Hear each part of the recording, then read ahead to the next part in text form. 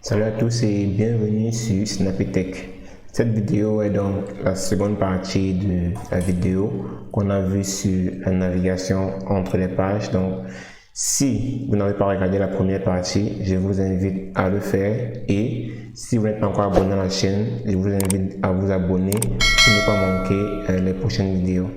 Nous allons tout de suite entrer dans le vif du sujet.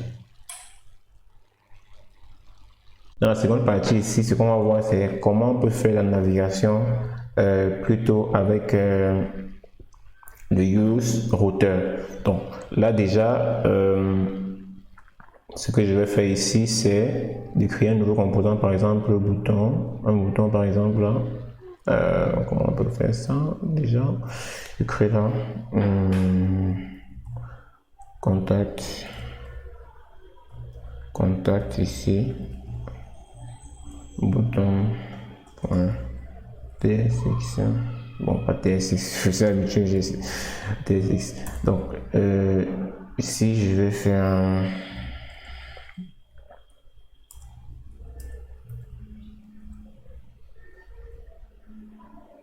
ok, donc là on a un bouton, bon, on a un bouton classique, hein. Peut-être contact.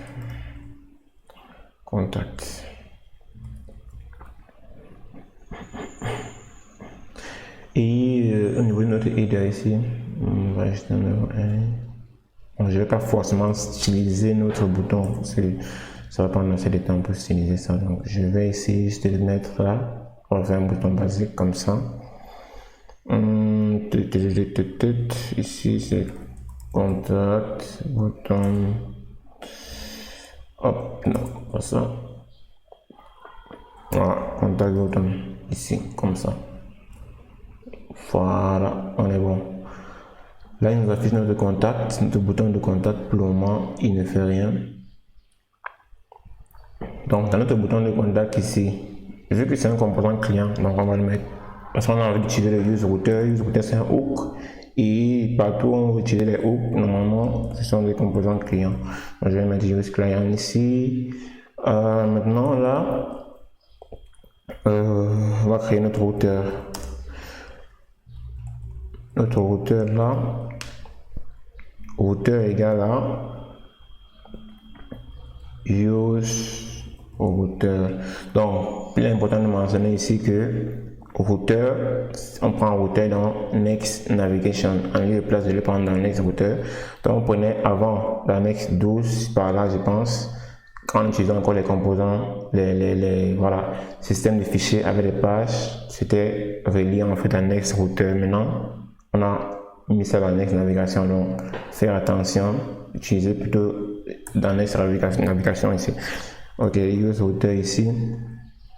Et puis là, on peut faire on clique, hein. On clique. Ok, là, on va créer.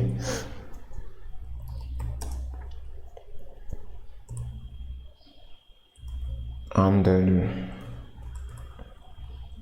clic là.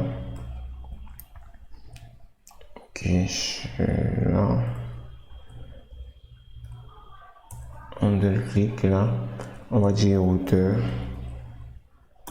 Point. Voilà, il y a plein de points back si vous voulez rentrer sur la page précédente. Point forward, point prefetch, point push, point refresh, point replace. Donc là, j'utilise point push ici pour ajouter. Donc là, je vais dire push de quoi? Je vais slash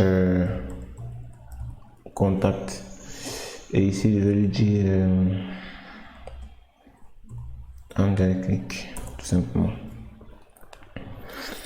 Ok, donc là, si je viens cliquer là sur ce bouton, est-ce qu'on a une page contact tantôt là? Contact, ok, on a une page contact. Pourquoi il ne nous affiche pas notre page contact? Hop. Ok, bon, il n'avait pas encore il n'avait pas encore actualisé la page, donc du coup, c'est pour ça qu'on avait cette erreur.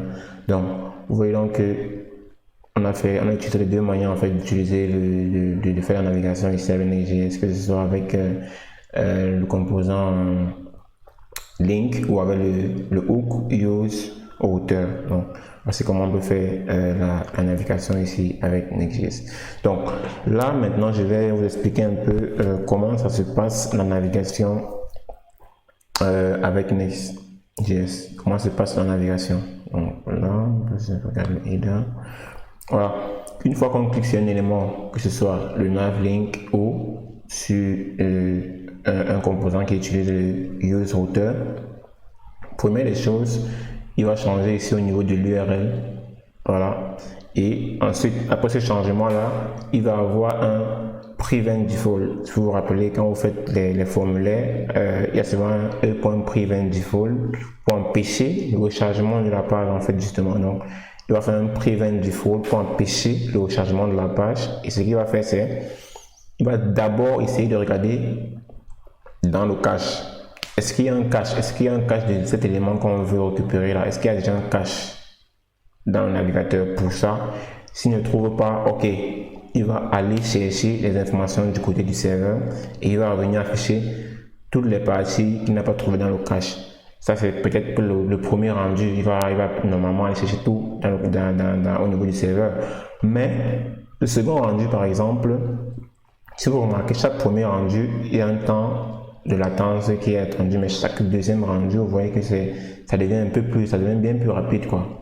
Le deuxième rendu devient bien plus rapide. Voilà, pourquoi? Parce que quand il fait un premier rendu et qu'il a la section, il enregistre le contenu de la section dans le cache du navigateur. Donc, le prochain rendu, il va essayer de comparer. Est-ce qu'il y a quelque chose qui a changé? Est-ce que cette section a changé? Ou bien, est-ce qu'il y a les updates ou pas? Pour ne plus aller chercher constamment au niveau du serveur. Donc, s'il arrive d'abord au niveau du cache, il voit, il y a un élément déjà qui est là, une section qui est déjà là.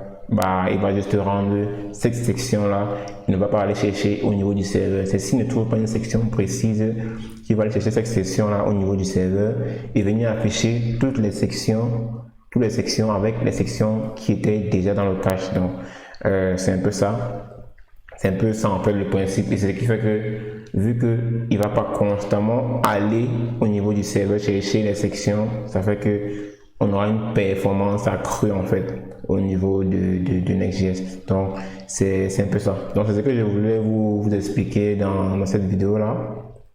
Donc merci de l'avoir regardé. Si vous avez des questions, vous pouvez les mentionner dans les commentaires. Je vais me faire un plaisir de les répondre. Donc je lis tous les commentaires que les gens écrivent et je réponds toujours dans un bref délai. Voilà. Donc si vous avez aimé, je vous invite à mettre un pouce bleu, et dans la prochaine vidéo, ce qu'on va voir, ce sont les routes dynamiques. Donc comment faire le routage dynamique avec Next.js. Donc si vous n'êtes pas encore abonné à la page, en fait, abonnez-vous pour ne pas manquer les prochaines vidéos. Merci.